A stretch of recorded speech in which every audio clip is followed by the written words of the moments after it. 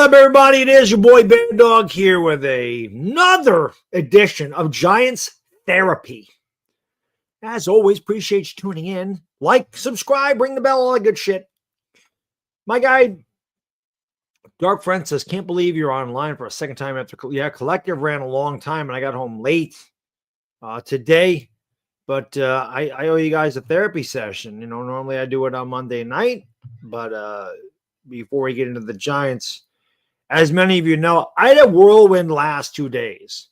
So I called World Series Game 7. It was a fantastic game.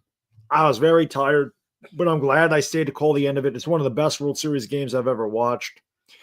Went to bed, got up really early in the morning, drove down my buddy to MetLife Stadium to watch the Giants. We left at about 7 o'clock in the morning, so I was up at 6.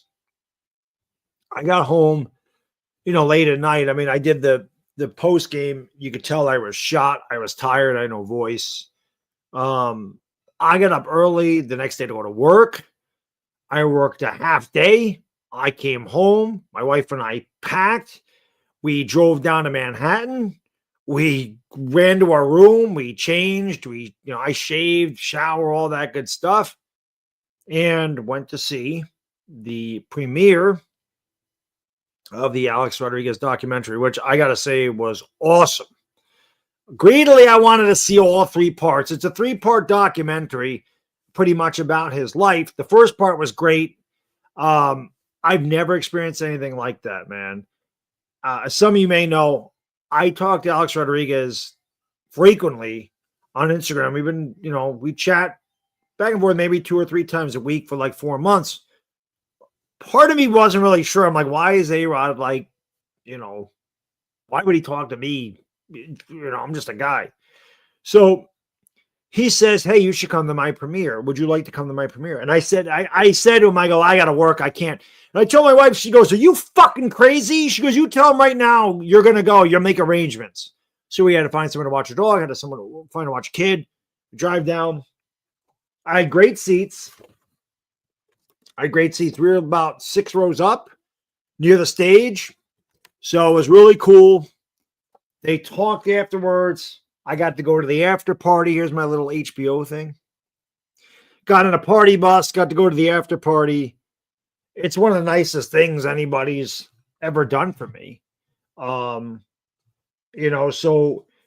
I was like, obviously this is him I've been talking to for 4 months. But if you're a baseball fan, especially if you're a Yankee fan or like me, I've been the reason this means so much to me is because any of my friends will tell you, I have always been the biggest Alex Rodriguez fan since 1995. When I told my friends about this, or that I talked to them on Instagram, they're like, that's so cool. You've been an A-Rod fan since day one, because he's one of the greatest players I've ever seen in my life.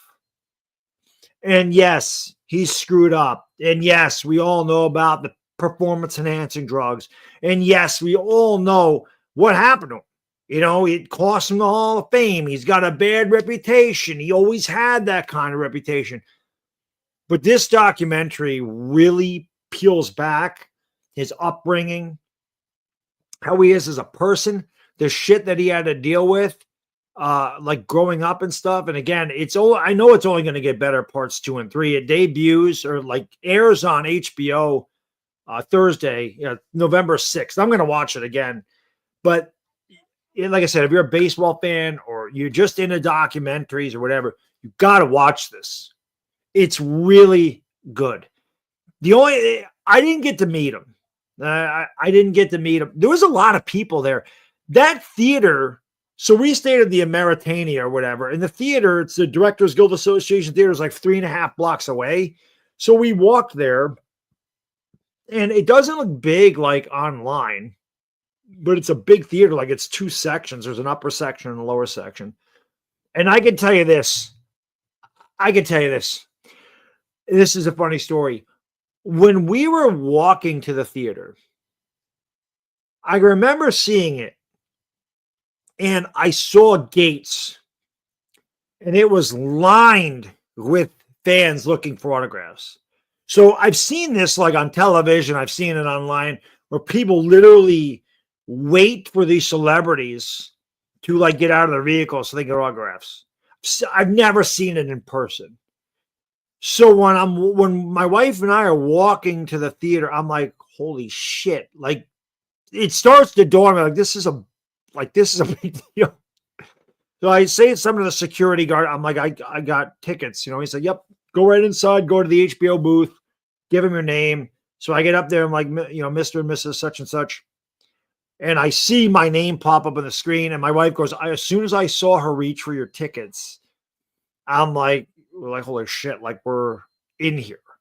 I saw CC Sabathia in there. I saw Michael Kay in there.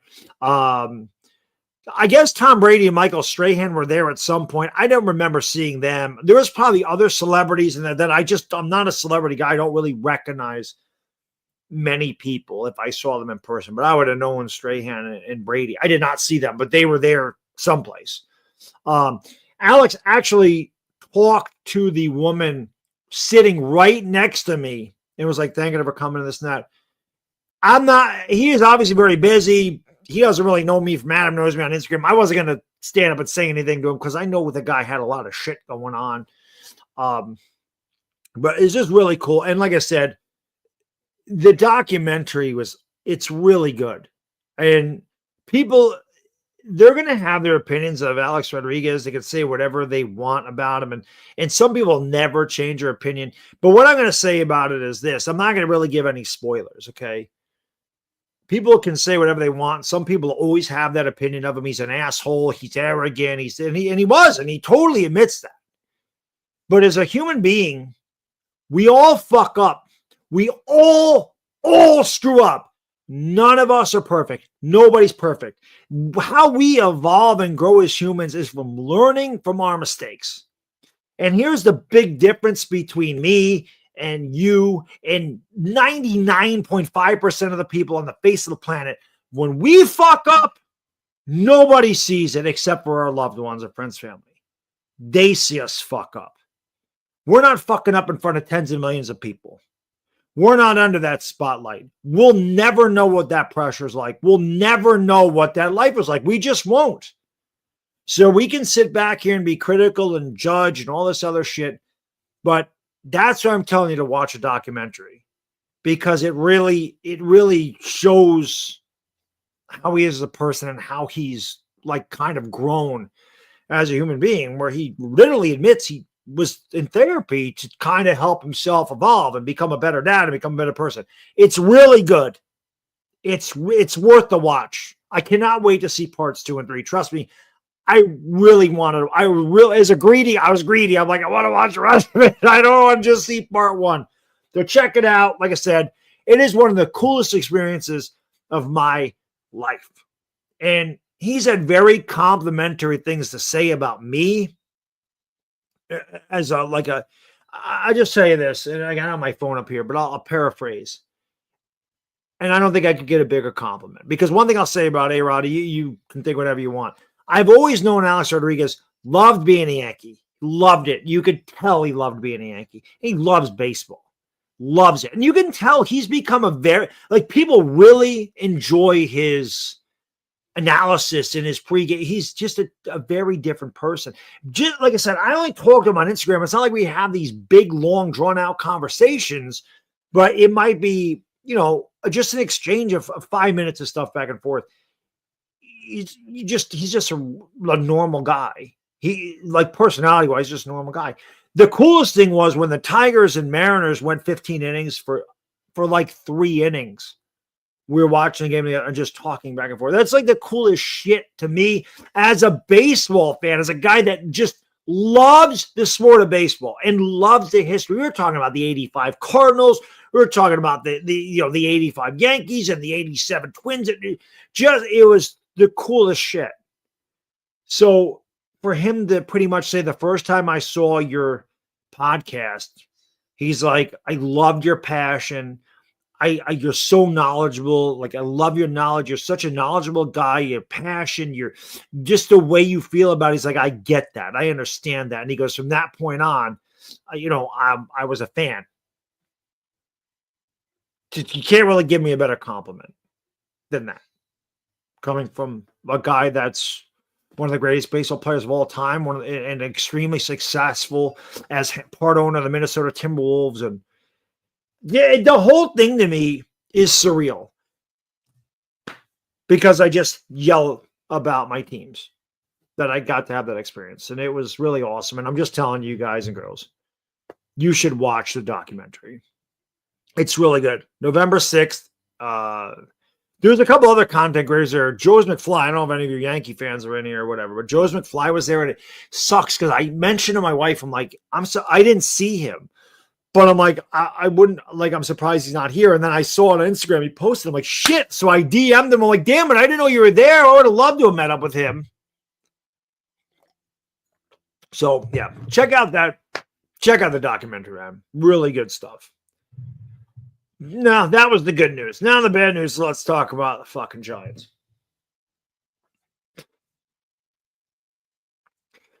What can I say? I went down to the game. I had a blast for about 4 hours. We got there a little after 9. I had a lot of fun. We made breakfast sandwiches. I had way too many. My buddy Adams came down, hooked me up with the Henny Coladas. Way too much Hennessy. And I'm drinking Hennessy at 10 o'clock in the morning. It's the only way I could get to a Giants game, I guess. He brought steaks and shrimps. We had breakfast sandwiches, bacon, eggs, chicken wings, frickin' all kinds of snacks. It was off the hook. It was fucking awesome. The tailgate was really cool. Saw Chris down there. I got to meet Chris again, see Chris again. It was a long time. I hadn't seen Chris in 6 years. Love just being able to hang out with him. I met a few subscribers. Mark Stewart came down there, which I don't know. Mark Stewart was in the collective chat. The guy literally made the trip just to meet me, which is very humbling. He didn't stay for the game. He said he couldn't stay to like tailgate with us or anything. He's like, I got to go pick my woman up. But I just knew you were going to be there and I just wanted to meet you. So he, DM me, hey, where are you at? I'm like, Gold L21. And he came to me, hung out for like 10 minutes. The guy went out of his way to meet me. Why? But really cool. Obviously, I met B-Rog because he bought Chris's ticket. B-Rog hung out with us, tailgated. Awesome guy. I met this guy, Murdoch. And I don't remember the other guy's name. There was another guy, and I was like 4 Hennies in at this point, so probably don't remember a lot at that point. But I remember him just saying he loved my Donald Trump imitation, and I don't remember his name, but he was really cool. The tailgate was awesome. And then we got into the stadium. We had great seats. For whatever reason, I don't know why, I happened to record that one video that's on my channel, of Theo Johnson scoring the touchdown. It's the only play I recorded. I didn't record one before or after. I just put my camera on that play and he scored a touchdown. I'm like, what are the odds? And then it went all to shit. It all went to shit after that. So about 4 hours of really fun time down there. The Giants are a fucking mess. It's really embarrassing. When I got in that stadium, and if you watch my post game, you know this. And again, remember, I'm in New Jersey. That's a good 2.5 hours away. We actually got down there in 2 hours, no traffic. It was fucking beautiful. We got down there in no time flat. I didn't see any post game shit. I didn't see nothing. I got home. I did my post game, went to bed. You could tell in the post game, I'm dead. I'm hungover at that point. Wicked headache, no voice. I'm like, I gotta sleep because I'm going to work the next day, and then I gotta come home and I gotta pack and I gotta go to Manhattan. So the last couple of days have been a whirlwind. This is why I didn't do either Laker game. I'll be back doing the Lakers tomorrow. This is why I didn't do the post game or like the therapy session yesterday. The last 2 days, but like I said, I got up at 6 in the morning, went down to New Jersey, came back home, went to work, packed, went to Manhattan, came home today, went to the gym, did Giants Collective. Those are my 2 days. I literally haven't had time to piss, shit, sleep, eat, anything. It's just constant. But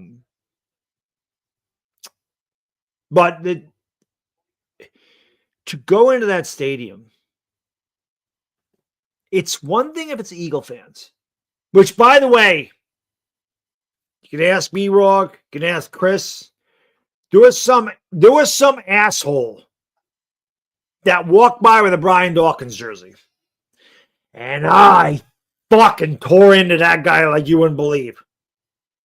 Hey, B-Rock. You didn't have to do that, bro. You son of a bitch.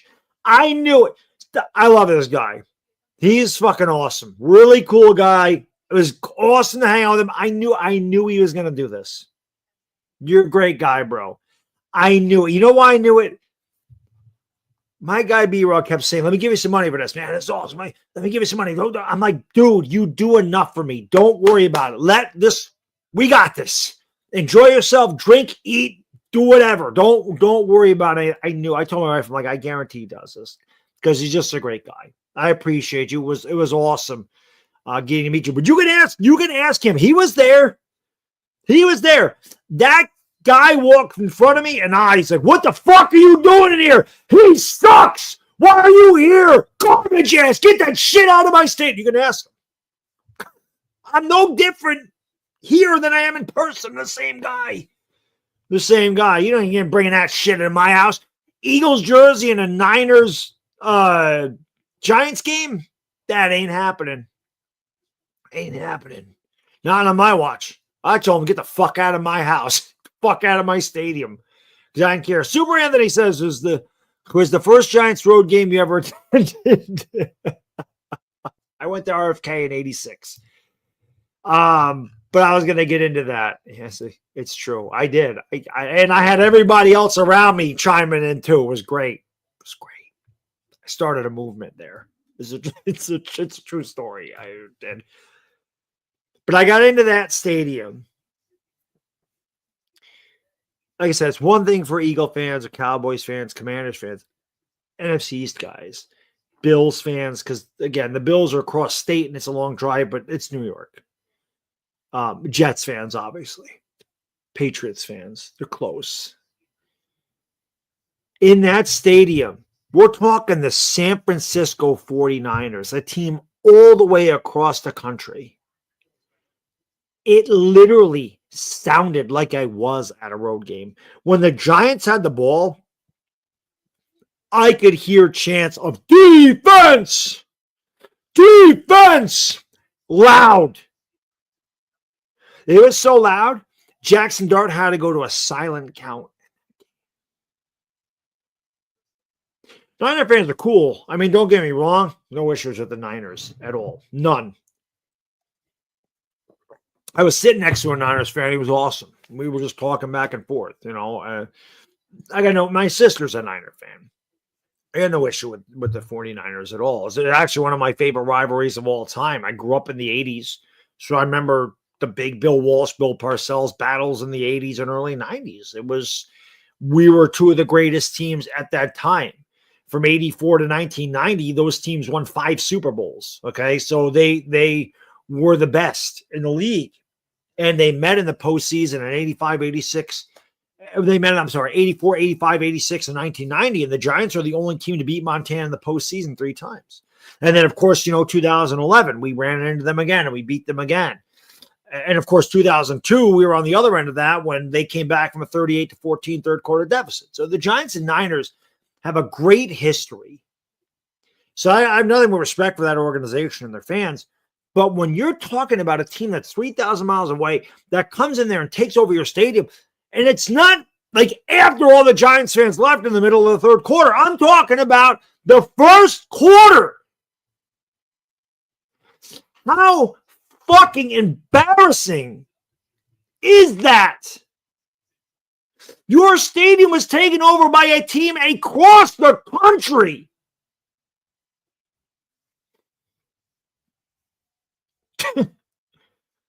That's where the Giants are as an organization. I was on board of saying, keep Joe Shane, fuck them. Fuck them all. Throw them all in that river behind me. Dead ass serious. I can't with this shit. This is the third year in a row event, 2-7. When does it end? Never. It's never going to end. It was embarrassing. Our team just fucking quit. They're getting pushed around, like Chris said in the collective. They ran the ball 8 straight times on that touchdown drive. Not an ounce of heart from this defense who's quit on Shane Bowen. And when the players quit on the coaches, they have to go. They fucking embarrassing. Oh, the Giants are injured. So are the Niners. They're 6-3. I was jokingly calling that the Band-Aid Bowl. But some of other teams, every team in the NFL has injuries. Every single one of them. But somehow, some way, other teams find ways to succeed. We don't. And what do the Giants do? They use this shit as an excuse. Well, you know, those guys hurt, that guy's hurt. Fuck that! Win games!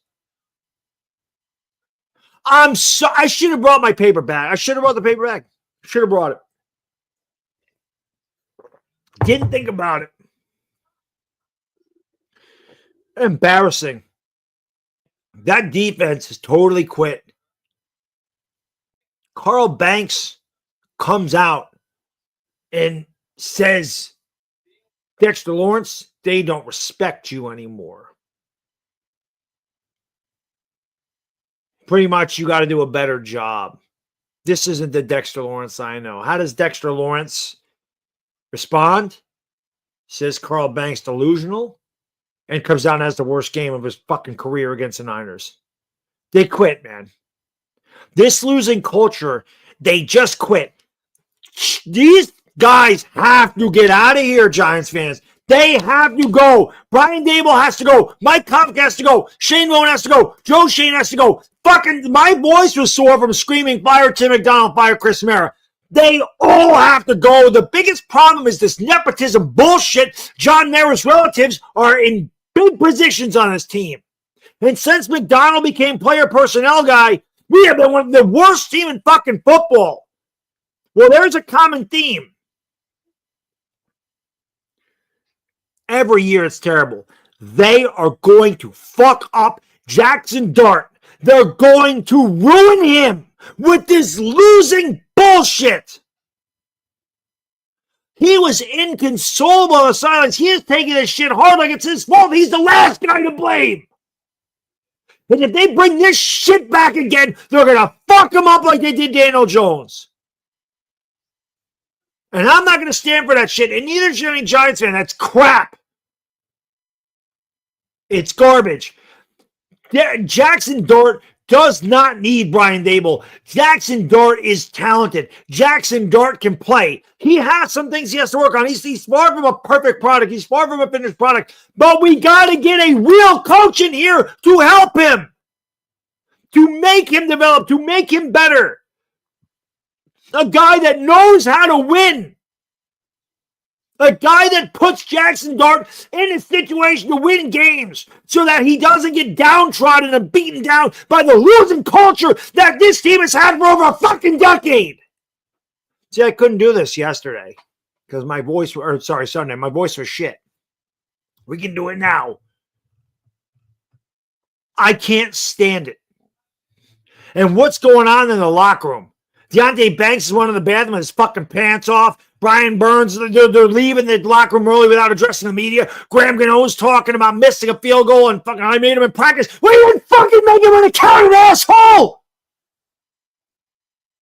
Should have cut his fucking old ass and saved the money before the goddamn year starts. This guy can't stay fucking healthy. He sucks. I am so done with the Giants. They are impossible to root for. They really are. It's just such shit.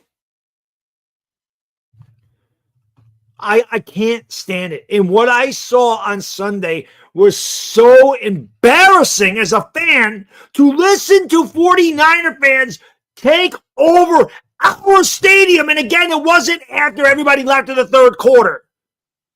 It was early in that game.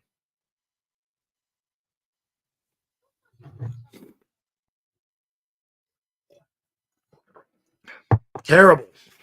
By the way, I want to give a big shout out to Sleeper. for sponsoring tonight's rant.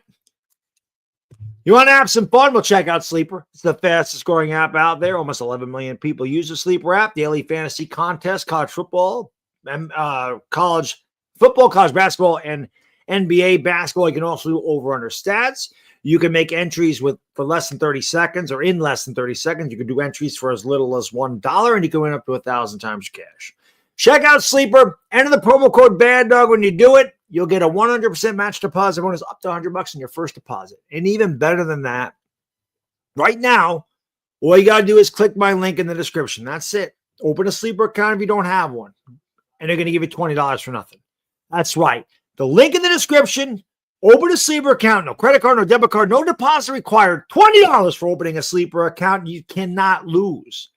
And if you have fun playing on Sleeper and want to do it some more, you're still eligible for this. You still get $100 up to 100% up to $100 in your first deposit, even after opening an account and getting the free $20. Have fun, man. I mean, if nothing else, test your football knowledge and win some cash, right? You can always bet against the Giants. You do fine. But seriously, man, it has been a very arduous season, and it's been a very arduous decade, and it's just been a total disaster on every level. But when these players are doing this shit, it is such a terrible look for a franchise. And even more terrible. And the reason that I'm down on Joe Schoen at this point, who I was like, okay, we should keep him because he's done this and this. No trades today. No trades today. The Jets, who are worse than us, and the only team that is worse than us, fucking sold everything and got a shitload of draft capital in return because it wasn't working. They got rid of their best players. They got rid of Sauce. They got rid of Quinlan. They got rid of everybody, and they're going to fire the coaching staff, and they should because Aaron Glenn ain't it. If they do all this to keep Aaron Glenn, they fucked it up. That's something the Jets will do, but hopefully the Jets are smart and they just fucking flush everybody out and let a new GM and a new head coach and everybody else get those picks. Because the regime they have ain't working. But they made those moves. They did something. They said, this shit ain't working. It ain't worked in years. We're not keeping our best players. Fuck them. It's not working. Let's just bring in a bunch of new people. What do? We hold on to Jalen Hyatt. Why? Jalen Hyatt don't even fucking play. Because Joe Schoen can't admit his mistakes. Too arrogant. I don't know what I heard there's a trade offer, like the Raiders are interested in Evan Neal. I don't give a fuck if you're getting a goddamn 7th round pick for that guy. What is the point of him being on the roster? He's inactive every game. Why is he here? Why? Because Joe Schoen can't admit I fucked up. And as I mentioned about the A-Rod documentary at the beginning of the thing, the reason he's grown as a human being and gotten better as a human being is because he took accountability for his mistakes. And the only way anybody can ever get better in life, at their job, whatever, is by going, oh shit, I fucked up. I made a mistake. That was my fault. That's the only way you get better at anything you do, is by taking accountability and go, I messed up. Because if you make excuses and you don't admit your mistakes, you will never, ever get better, and you will continue to make the same fucking mistakes because you don't think you're wrong. And I got news for you. Everybody is wrong at one time or another. Nobody's perfect in the face of the planet, and the people that can't admit they're wrong and think they're perfect, you're fucking far from perfect, and it makes you even worse as a person because you can't admit you're wrong. That's called narcissism. That shit ain't good. That's a mental disorder. Fucking Joe Schoen can't admit he screwed up.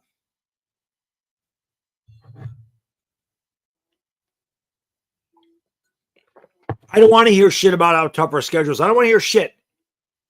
Cowboys suck. We lost to them. The Commanders suck. We lost to them. Should have beat Dallas. Should have beat Denver. San Francisco's beat up the shit. Why didn't we beat them? Why'd they kick our ass? Why'd they push us around the goddamn football field? Sick of it. Right, we lost to the Saints. That's another one. I don't think they've won another game. I think it's the only game they've won this year, if I'm not mistaken. Maybe not. Maybe they won another one and I missed it because we're picking second in the draft, and the only team worse than us, they must have won a second game at some point because the only team worse than us is the Jets. The Giants might end up with the first pick in the draft for the first time in a long time. Because I think the Jets might actually win it. Well, they might not now. I mean, I sold everybody, but we might not win again. So, it's the thing. Yeah, I don't live in the city. I don't live down there. I'm not close. I got nothing to do with the city. I went down there. I go down there to visit. I drive through it. That's it. I live in upstate New York. It's different up here. But yeah, it's different. New York City's a lot. Where I live is way different than New York City. It's a totally different world up here.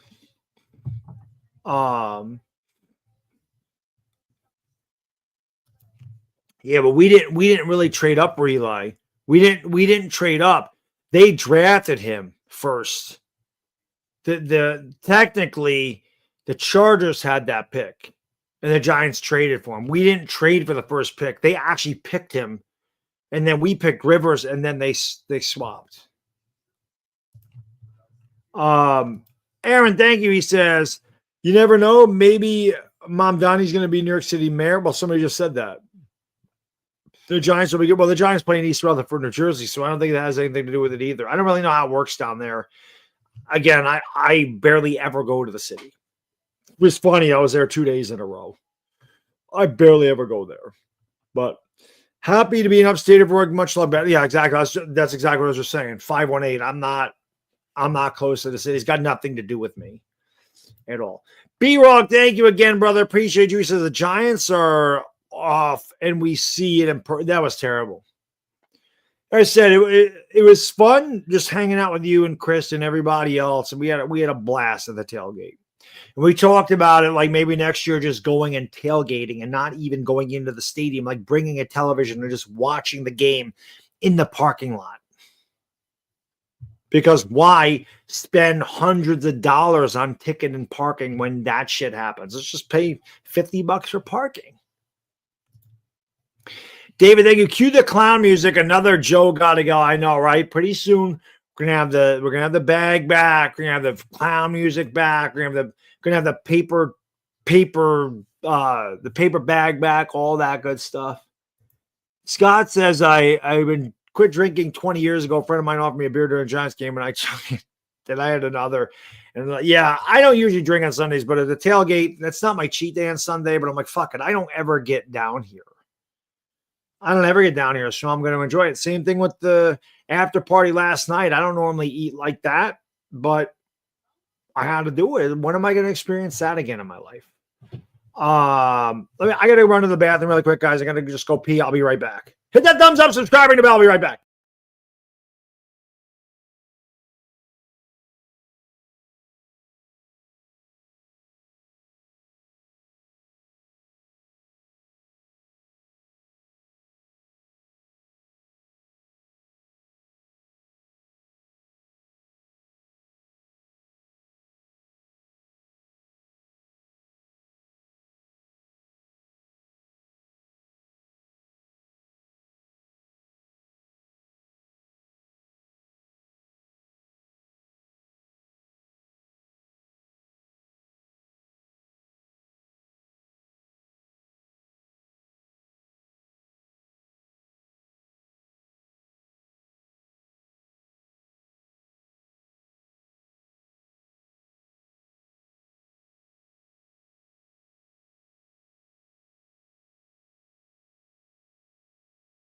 All right, sorry about that. My body clock's a little messed up from, like I said, just the travel and all that stuff. But yeah, man, I had to have a good time. I figured as much.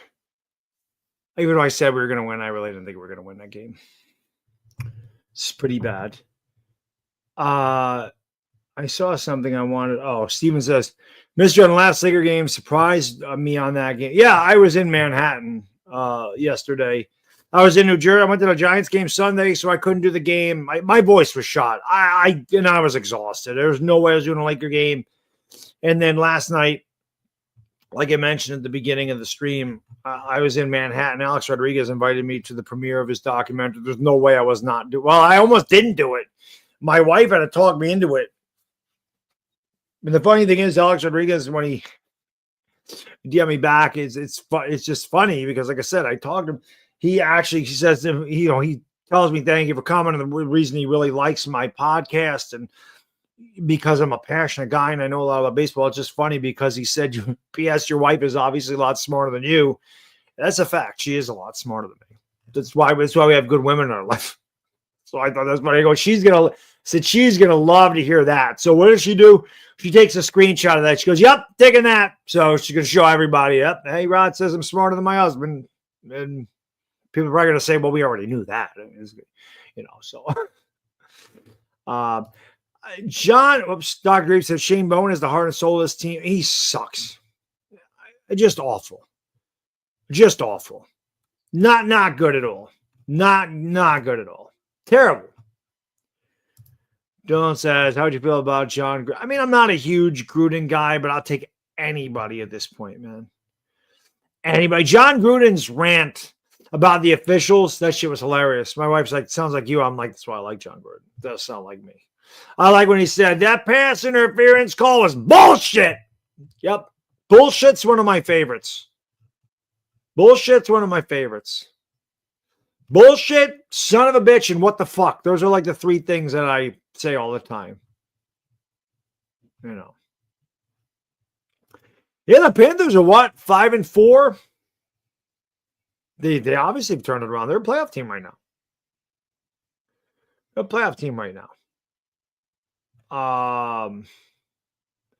Everybody wants John Gruden. I don't know, man. Gruden's been out of the league a long time. I don't know that Gruden would want to coach again. He makes a lot of money doing what he does. I don't know that he'd want all those hours again. I know he loves football, but I don't know that he'd want that.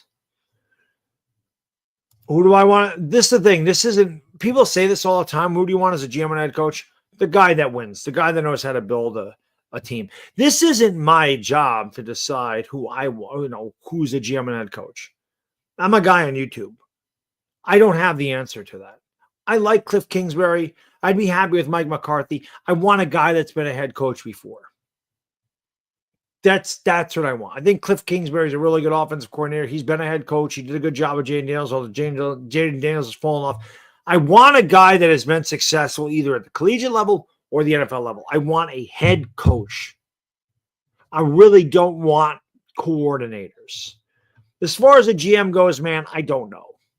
I don't know who's a good GM. I don't know. Other guys will be able to tell you better than me. But the Giants got to figure it out. The Giants got to figure it out. That's it. I do the same thing. I don't know. I don't know. James Franklin. Do not want James Franklin. That's one guy I do not want. I don't want him. Again, I don't know that I want Antonio Pierce as a head coach. I would like him maybe as a DC or defensive coordinator. I don't know that I would want that. My guy Z says, my son just turned 4 months, so congratulations, bro. And listen, I'm going to tell you, man, enjoy that shit, brother. I don't know if you have any other kids or not, okay? I'm guessing when you just said my son just turned 4, I don't know if you have any other kids, but that's your only one right now. Enjoy that shit, because it seems like just yesterday mine was 4 months and he's almost 9 years old now. He says, hoping he understands from when the Giants were the same way. My kid's not really into sports right now, and I never force him to be. People say it to me though, like, your kid's not into sports. Like, how not? How's he not into sports? You're such a sports guy. I'm like, I didn't really get into sports till I was 9. Really 10. I started watching sports when I was 9 in 1984. 1985 is really when I fell in love with everything. 1985 was the year. The Yankees. I love the Yankees. That 85 team really captured my heart. The same thing with the Giants. I was heartbroken when they lost to the Bears. Then, of course, I got to watch them win a Super Bowl the next year. And the Yankees continued to kind of go downhill. 86, they had a very off season. 87, they collapsed in August and September. 88, they started to fall off. 89 through 92 were very dark ages. 93, they started to come out of it. 94, we ran into the strike when they had the best record in the AL. 95, I literally cried after they lost to the Mariners because I wanted Don Mattingly, Donnie Baseball, to win so bad because I loved him as he was my favorite player when I was growing up, and he never won anything, and he was just like a beacon in a dark tunnel the whole time. And then 96, they won it all, and I cried tears of joy instead of tears of pain. And then 97, a heartbreaking loss to the Indians. Didn't cry after that one, though. And then 3 in a row. I mean, and the Giants won in 1990, and I had a good run from 1984 to 2011. I saw 9 championships in 27 years. I mean, that's a lot. And the Rangers won as well, so it's really 10. The Knicks were close a couple times. The Giants played in 5 Super Bowls through that era. The Yankees played in 7 World Series. They lost to. I mean, I had a really good run. The Yankees right now are just extremely disappointing. I'm not going to make it a Yankee thing. That's one thing Alex Rodriguez and I talk about constantly is the construction of the Yankees is not good. In big games, small ball still wins. Again, I don't want to make this into a baseball thing, but I'm going to tell you something. If you're watching me do Game 7, I mentioned it when the Blue Jays led off the 8th inning with a double, and they were up 4-3. I said that run is huge. That insurance run is huge. Never scored. And I said that may come back to get him. Dodgers tied in the 9th. Jays had the bases loaded, 1 out. Can't score. They got to the top of the 11th, and I said, I have a feeling the Blue Jays have squandered too many opportunities. And I feel like the Dodgers are going to scratch across the run, and they're going to win. Sure as shit, it wasn't really scratching across the run. Will Smith had a 2-out homer out of nowhere. 2-out homer out of nowhere. And then the Jays had an opportunity in the bottom of the 11th, and Alejandro Kirk grounded into a double play. End of the game. Small ball. The inability to get guys over, get guys on, get them over, get them in. Why is my dog howling up there? You hear her? I'll be right back. Let me hold. Cortez, thank you so much. He says, crazy thing is ownership fired guys for less. This regime has brought in 2 egregious of all-time lows. Onto the NBA. I really want to quit, but I don't want to leave you and Chris. But my Spurs are good. I'll be doing the Spurs-Lakers tomorrow. I'm anxious to see the Spurs because the Spurs are a really good team. That should be a great game. Lakers are really overachieved. They haven't had Luka for a few games. LeBron ain't been there all year. They're 6-2.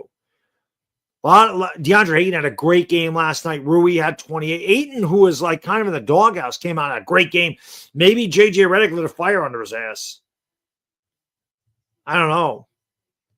Well, listen, we appreciate you staying on board, Cortez, because trust me when I tell you, Chris and I would like to stop sometimes too, but you guys and girls that support Chris and I are a major reason why we don't stop.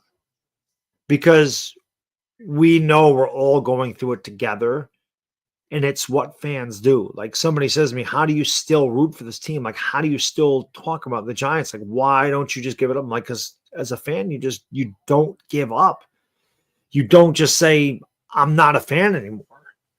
You have to deal with it. It's been a dark 10 years for us, but there are organizations that have had it much worse than Giants fans have. And I feel bad for the younger generation because they don't know anything but losing. And I say that all the time. But me, as a guy that's 50 years old, and I'm struggling with this, and I'm mad at this, and it's pissing me off. I've seen them win. I know what that feels like. But at least I've seen it. So if I don't see another one, at least I know the feeling of it. I feel bad for the younger generation that hasn't. But there are literally fans my age or a little younger that have never seen their team win. Browns fans have never seen shit. Lions fans have never seen shit. Falcons fans have never seen shit. Falcon fans have the worst. They had a 28-3 lead in the third quarter. They should have won a Super Bowl. They lost that game. They have it bad. You know what I mean? The Jets fans, I know they won in 68, but we're talking that's almost 60 years ago.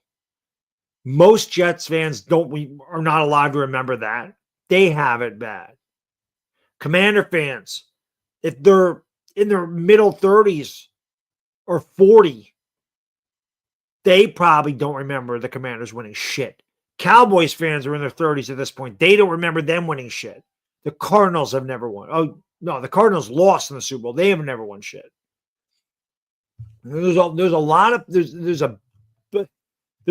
fan bases that have it worse than the Giants as like a franchise history.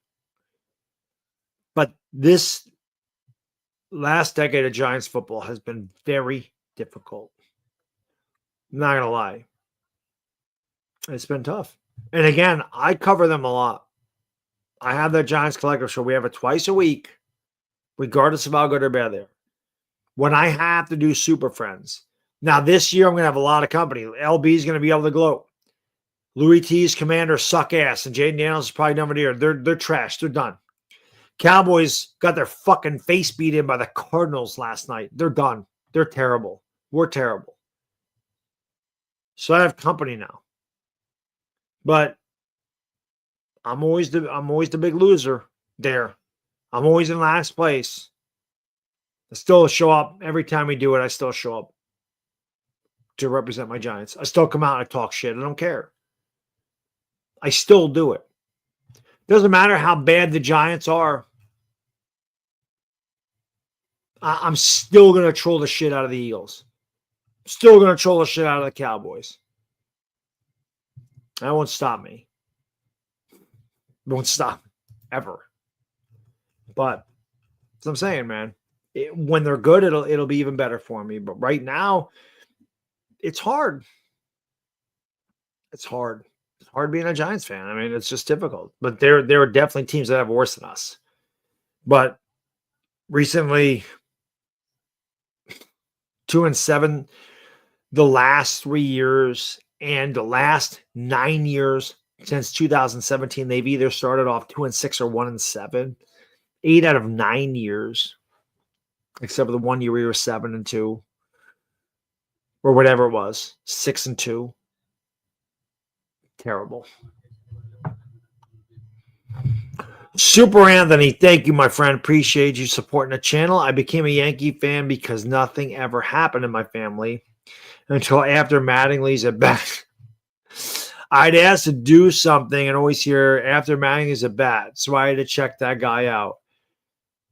So when I started watching the Yankees in 84, he won a batting title. Him and Winfield were battling till like the last day of the year.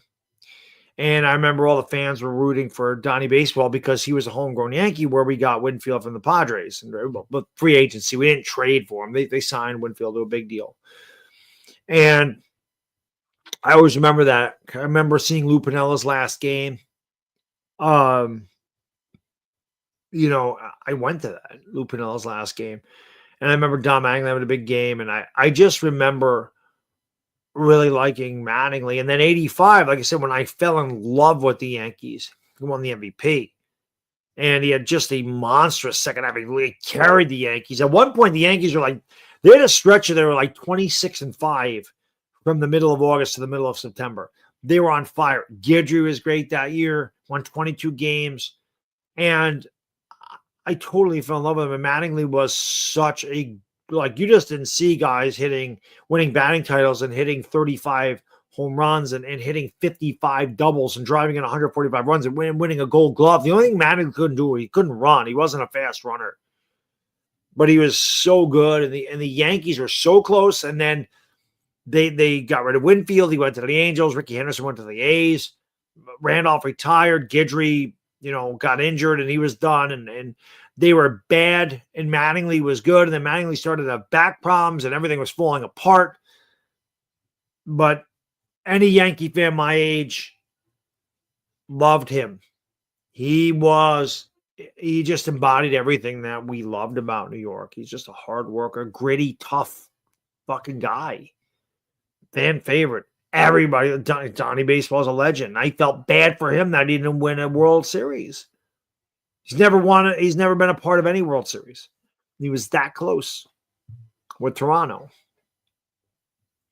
But that was my guy growing up. And then, right, like I said, right as Mattingly was retiring, that's when I saw A-Rod play. And I didn't know much about Alex Rodriguez because back then, there was no streaming. There was no Major League Baseball package. There was no, I can get Mariners games on the radio and listen to the legendary Dave Niehaus, who's one of the greatest radio play-by-play guys you've ever heard in your life. I didn't get to listen to that. So whenever Alex Rodriguez would play the Yankees or the Mets, he didn't play the Mets, the Red Sox, because I had WSBK back then. Whenever he would play, I always had to watch. And every day, especially in 96, every day, because this is what you did back in 96. The internet was prehistoric. Every day back in 96, I would check the box score in the paper to see what he did. Every day, I just wanted to see what he did because in 96, he was the youngest guy to win a batting title since K-Line did it. He hit 358. He hit 36 homers, drove in 123 runs. He scored 141 runs. Should have been the MVP that year. They gave it to Juan Gonzalez. Didn't deserve it. A-Rod deserved it. And I was just, that year was so incredible to me. I just was enamored with and I was his biggest, well, I shouldn't say biggest because there's probably a bigger fan, but one of his biggest fans. And I just always thought he was amazing. And anytime the Mariners played the Yankees when I was an adult, I wasn't an adult then, like a young adult, anytime the Mariners would come to New York, I always would try to get to one of the games so I could watch Alex Rodriguez in person. Always. And I didn't go to a 20 Yankee games because I couldn't afford it. But whenever Mariners would come to town, I wanted to go see A-Rod play. Because I thought he was the greatest. I thought he was the greatest player. He was just amazing. I remember going in 98. The Yankees won 114 games in 1998. The one game I went to, the Mariners crushed the Yankees like 14-3. I think it was Old Timers Day. Yankees never win on Old Timers Day. Janice, thank you so much. Good news. My daughter-in-law got a big-time human resources manager position, so I'll be dog sitting daily for an hour. There you go. There you go. My mother dog sat for my little girl last night. My little girl's getting big. My little golden doodle. She's starting to fill out and get very solid. She's still a puppy, but she's getting big. I don't like it. Russ, thank you. Betrayed that line is embarrassing for the Giants. What line? I didn't see it. That line is embarrassing for the Giants. Betrayed? I'm not sure what that means. What I do know is the Giants suck. 98 was the best year. Plus McGuire and Sosa. Well, again, I don't want to make this a baseball thing. Okay, because I talked about this at the beginning, but again, if you just tuned in, I went to Alex Rodriguez's premiere in Manhattan last night because he invited me. And initially I said I had to work, and my wife said, "Are you fucking crazy? You tell him we're making arrangements for going down there." So we did. And I'm glad I did. It was awesome. Everything about it was awesome. The documentary is awesome. And again, I don't care. If you're a sports fan, a baseball fan, an A-Rod fan, it's on November 6th on HBO. Watch it. I was lucky enough to see the first part last night. Greedily, I wanted to see all three parts. Watch it. It was really good. Okay, so I'll say this too about 98. And again, I don't want to give out spoilers, but Alex Rodriguez pretty much talks about he fucked up using performance-enhanced drugs, cost him out the Hall of Fame, all this shit, especially in the discussion afterwards. Really opened up about a lot of stuff, okay? in 98, and I don't give a fuck what anybody says. A-Rod belongs in the Hall of Fame. Bonds belongs in the Hall of Fame. Clemens belongs in the Hall of Fame. There are known PED users in that Hall of Fame because much like everything else, baseball's politics, okay? And if you are loved by the media, they put you in there. And if you were not a media darling, they fucked you. And that's the way it goes. Everybody knows this. In 98, in 94, they had the strike. It fucked everything up. No World Series, and they had a shortened year in 95. Fans left the game. Attendance way down. It screwed baseball in Montreal. Montreal never recovered. They ended up going to Washington and became the Nationals. In 98, Bud Selig knew, not all, but tons of players are taking performance-enhancing drugs. McGuire had that shit in his locker when they were interviewing him. Sosa was obviously on the juice. He didn't care. You know why he didn't care? Because it brought money and fans back to the game. So everybody took him at that time. Everybody. Because chicks dig the long ball. They wanted to see guys hit the ball 500 feet. He didn't care. Then all of a sudden, as he was leaving, he decided, let me clean up the game. Which is horse shit. And they made an example out of A-Rod, which pisses me off. To this day, it pisses. Did he fuck up? Yes, he did. He should have admitted he fucked up. And this is why you got to watch the documentary, because he totally admits this. You have to watch this. I'm telling you, it's really good. But it makes me mad that they made an example out of him and suspended him for a whole fucking year. They wanted to suspend him for 211 games. It was horse shit. It was garbage. They just decided, let's make an example out of him for some reason. Because his contract was so big the first time around. It's just crap. So I think they did him dirty. Did he deserve to be suspended? Yeah, he did. I mean, let's face it, he did, okay? But for 162 games, when you let other players get away scot-free, what the fuck is that shit? That's what's not fair about it. Should have treated everybody the same. That's the way I look at it. And I know that there's people that certainly were in that Mitchell report that was supposed to be anonymous, but somehow his name got leaked. And I know there's players in there that are in the Hall of Fame. So what are we doing? I fucking hate Bud Selig. I think Bud Selig fucked the game of baseball. I do. I really do. I think he screwed it up. He knew. He didn't care. He turned a blind eye to it because they were making money. And then when he decided to leave, go to clean up the game. Fuck Bud Selig. That's a fact. Dark Friend, thank you, says, good night, go Jackson Hart, screw Shane Dable. With you. Fuck him. Super Anthony says, I think Russ meant D-line betrayed. But what did I say here? Gotcha. That line is embarrassing. That makes sense. Oh, dude, going into the year, I'm like, the defense is going to be great. They're going to keep us in games. The offense just can't turn the ball over. We just got to do a good job. And you're right. The D-line. But again, I think that's Shane Bowen's problem. And I think Dexter Lawrence has quit. I think he quit. Our secondary is trash.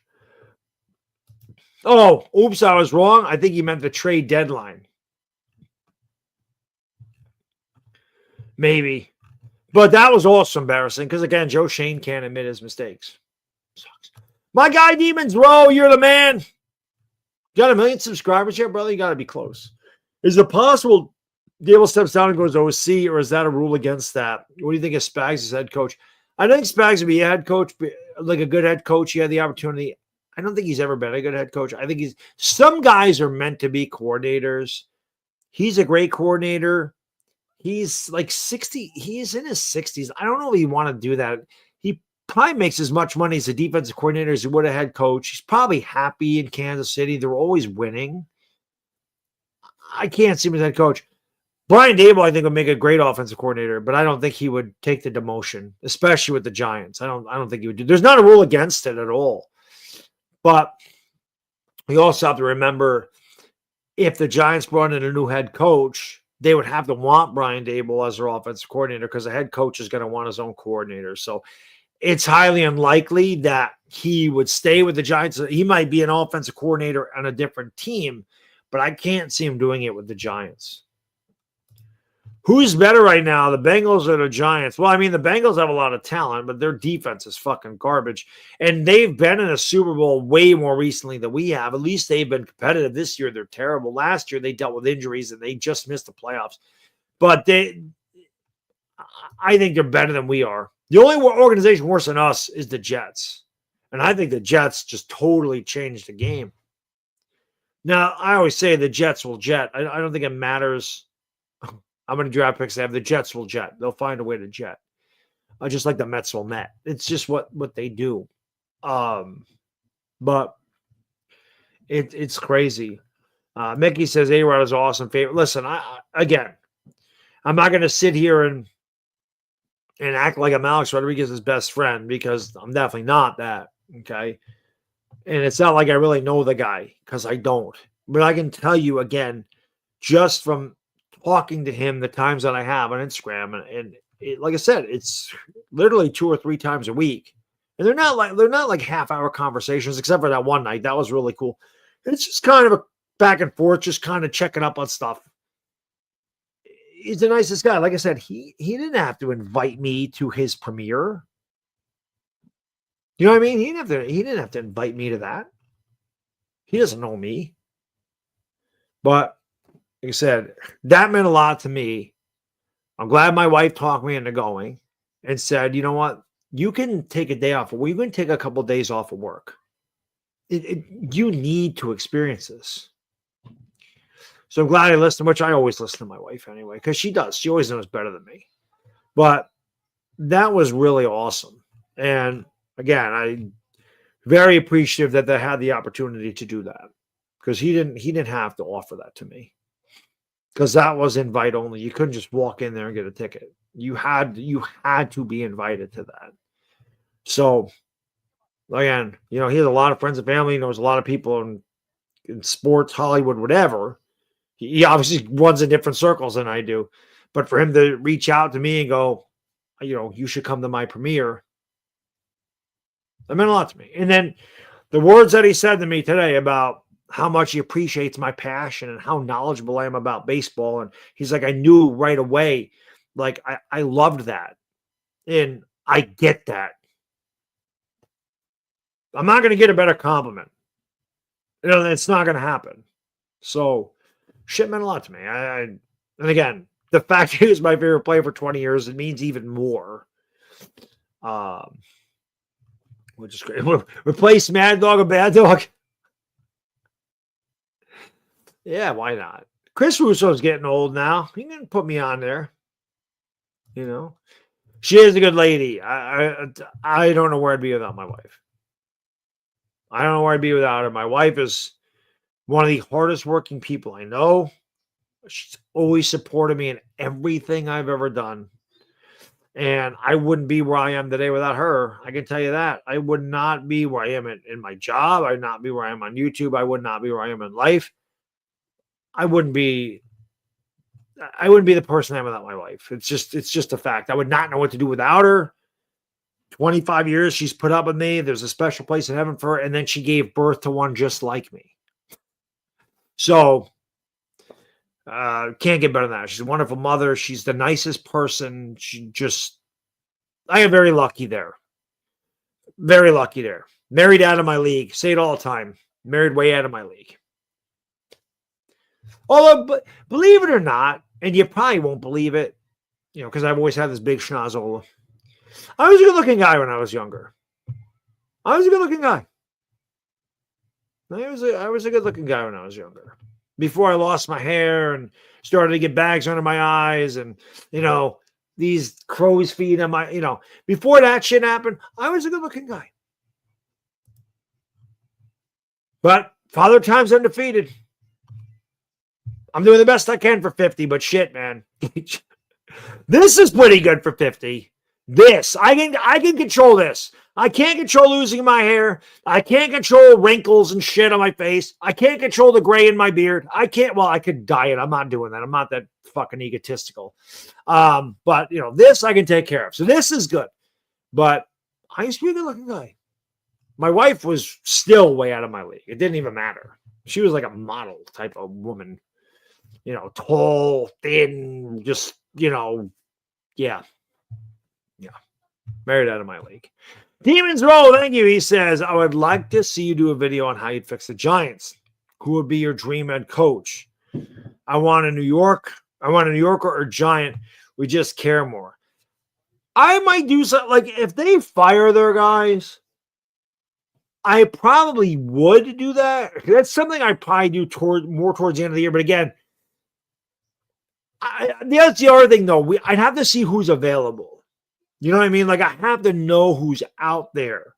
If the Steelers ever got rid of Mike Tomlin, fly him to New York yesterday. You know what I mean? Mike McCarthy's a guy that I'm not the biggest fan of, but I think Mike McCarthy would be really good for Jackson Dart and the Giants. There's definitely guys that I have an opinion on, but I have to see who's out there. Then I definitely give you an idea of how I would fix the Giants. But yeah, I got to wait more to see at the end of the year. Mike, thank you, bro. He says, I pray for that kind of love, man. Well, I can tell you, like I said, man, I got very lucky with that because listen, man, I've told you, I deal with anxiety. Like I have anxiety. Being late is like, I lose I'll tell you a funny story. We're on this is why I need my wife. We're like I said, I got home from work. She got home from work. She actually had to hop at a meeting at 12:30 in the afternoon. I'm like, why? I'm like, we gotta go. Like, I don't know how long it's gonna. Luckily, we didn't hit any traffic at all, which is insane. Getting to Manhattan, we got down there in like 2.5 hours. We get to about Poughkeepsie,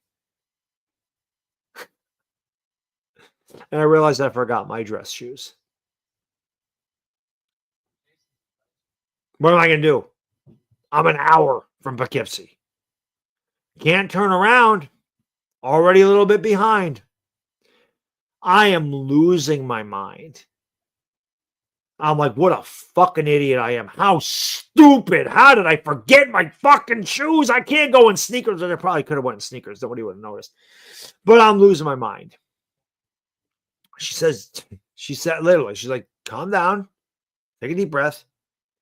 She's like, well, she goes, look for Cole Haan, is what she tells me. She goes, DWG wears him. He's a big time, like he wears suits and ties, all shit. He's a big time, guy in his job. Big position. Some other like heads of departments. She's like, it's a very popular shoe. See if they're in Woodbury Commons, which is exit 16. It's Harriman, which is on the way to the city. They are. She's like, we'll go there. We'll grab shoes. We'll get down there. And literally, and I had to pee anyway. We get off the exit. I pee. I run into Cole Haan. I grab a pair of shoes. We're back on the road in 20 minutes. Still got there in plenty of time. She's not there. Who the hell knows? But again, I go up here. She brings me back down here. Couldn't live without her. Don't know how she deals with me. I do have anxiety like a motherfucker. This is why I did that 24-hour stream for mental health. It's something I've dealt with my whole life. I deal with it a lot better than I used to, believe it or not. But being late, I have the hard. I just don't. I don't like being late. It just eats at me for some reason. I don't know why. It's there. Super Anthony says, if Bill Belichick walks through the door for your job, you have that conversation with him. I was always upset. No. Bill Belichick passed his prime. I don't want a dinosaur. You know what I mean? I don't want an old guy. I don't want an old guy. I want a guy with a younger mind, but at the same time, I want a guy. I mean, he's had experience. But look at North Carolina. They're terrible. Look at the Patriots after Brady left. They're not really good. I think Bill Belichick is the greatest coach ever, but I feel like his time has passed. And I don't know that I'd want a relic. My guy, Eric D. I'll be back doing the Lakers tomorrow. Like I said, the last 2 days, I haven't been home. I've been in New Jersey and Manhattan the last 2 days. until today, obviously. So, what does your house like to wear a dress? Yes, I remember that. They do like to wear a dress. They do. My guy, Eric D. Again, I want to give a big shout out to Sleeper for sponsoring the stream tonight. If you guys want to have a lot of fun, check out the Sleeper app. It is the fastest growing app out there. Almost 11 million people use the Sleeper app. They have daily fantasy contests every day, college football, college basketball, NBA basketball. You can also pick over under on stats. You can usually make an entry within 30 seconds. You could do it for as little as $1 an entry, and you can win up to 1,000 times your cash. They have 2 great promotions going. If you have a Sleeper account and have never made a deposit, want to make your first deposit, all you got to do is click the link in the description and enter the promo code BADDOG. They'll give you a 100% match deposit bonus up to $100 on your first deposit. If you don't have a Sleeper account and you would like to try it just to see what it's about, all you have to do is click the link in the description, open a Sleeper account. You do that, they give you $20 for nothing. No deposit required, no credit card, no debit card, nothing. All you got to do is click the link and open a Sleeper account. You get $20. And if you like it, which you will, because I have fun playing on the Sleeper app, you're still eligible for this promotion when you make your first deposit. So check it out. Also, always a big shout out to Body Armor Sport Water. You know, they're always on board. Body Armor Sport Water is an alkaline water with a pH 9+ and a proprietary electrolyte formula with a wide mouth for easy hydration. Body Armor Sport Water is built for all-day hydration for the athlete and all of us. And I didn't have any today, but I always like to drink these during Laker games because I need, I'm doing a play-by-play. You need to wet your whistle a lot. So I like flavor in my water. So, yeah, bodyarmor.com. You can also get this in your grocery store, probably. So it's good stuff. Big shout out to them. I'm just saying, man, it's not a good football team. It's not like it's not an insult. It's not good. I just think it's past Belichick body. That's all I'm saying. I don't know that. I just want a younger guy. You don't need to be like 35.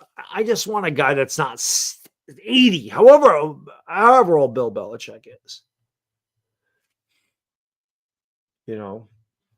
Listen, Dart's been great. I love Jackson Dart. Jackson Dart's going to be a star. We have to get Jackson Dart a real coaching staff. We have to get Jackson Dart a real GM. We have to get Jackson Dart winners. Because this losing is killing this kid already. This is why Dexter Lawrence is checked out. This is why Darius Slayton has checked out. The losing. It fucks with these guys. They're human beings. And when you go into this and you've been here for 6-7 years and all you know is bad football, and you get in this point of season and it's here we go again. What is your motivation?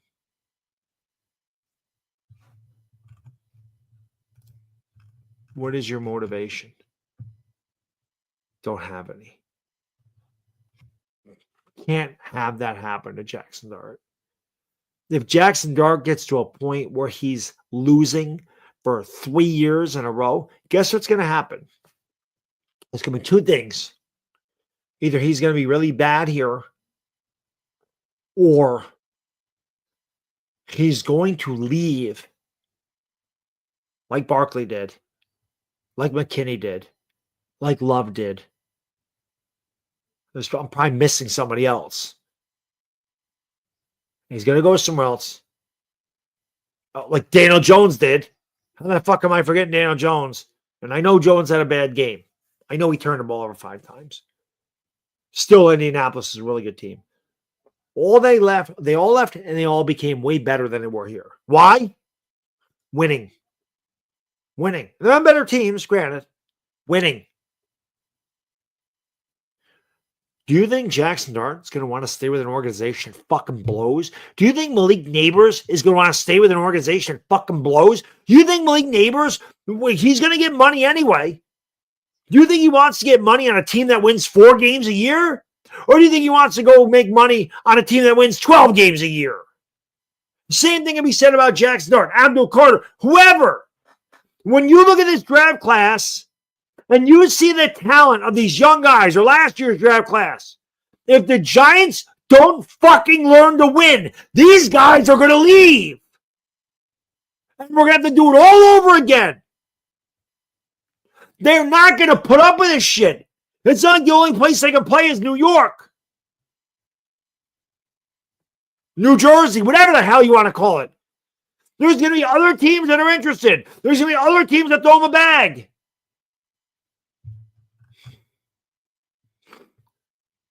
And they're going to say, do I want to get money and try to win a Super Bowl, or do I want to stay here and get money and fucking suck my whole career? No, they don't want to do that. Figure it out. Quick. Sick and tired of it. And if I'm sick and tired of it, and you're sick and tired of it, can you imagine playing for that shit? Can you imagine going out there every week knowing you're going to get embarrassed? Knowing that everybody's going to say you suck? Knowing that you're going to lose? Knowing that 60 to 70% of your stadium is filled with opposing fans? You think these guys want to play in that shit for the rest of their career? Figure it out now. With that, I'm going to get out of here. Appreciate you guys and girls watching, as always. Means a lot to me that you've stayed with me through this. In the last 8 years, I can't think of I shouldn't say I can't think of it. Like I said, there's other organizations that have it worse than us. Giants fans, it has been an awful decade of just shit football. And every year by Halloween, November, we're talking about firing people and the draft. It is a terrible cycle we're in right now. It is awful. You guys and girls are always here. That is a very we may not agree on shit, but we're all here. Okay? It's easy to check out. It's easy to go away. It's easy to not pay attention to them. It's easy to say fuck them. And I don't blame you if you do. I think it speaks a lot to the dedication and loyalty of Giants fans to stick through this awful time. And at some point, this has to get better, you would think. Now, when it does, the ones that stayed, we know who you are. The ones that stayed, it's going to be that more sweet to us. The ones that leave and then come back, the fair weather fans, deep down inside, they know they're not a real fan. And deep down inside, they can sit there and look themselves in the mirror and go, well, I wasn't there during the dark times. We know who they are. That's why I appreciate you guys, girls. It's tough right now. It is. And these therapy sessions are as much for me as they are for you. They are. Because I know what you're going through. It's nice to have a shoulder to cry on. And, you know, it's tough. And we're going through another tough year. And this has to change, guys. And the only way to do that's by firing everybody. And I, like I said, I was a defender of Joe Shane. I can't do it anymore. It's all got to go. It all has to go. We're gonna lose these young, talented players. They're going to go elsewhere if we don't figure this the hell out, man. It's got to go. So to get out of here again, I'm going to promote this. You need to watch the A-Rod documentary. I was lucky enough to go to the premiere in Manhattan last night. This will be on HBO on Thursday. Watch it. I'm telling you, man. It's really good. I can't wait to see parts 2 and 3. But check it out, man. Again, if you're a baseball fan, an A-Rod fan, or just even if you don't like Alex Rodriguez, I suggest you watch it because I think you're going to learn a lot about him as a person. It was a really good start, and I can't wait to see the rest of it. So Enjoy the rest of your Tuesday. It's not Monday anymore. It's Happy Hump Day tomorrow. And I'll see you for the Lakers and the Spurs tomorrow night. Be good, everybody. It's Baddog. Doesn't come out. Peace.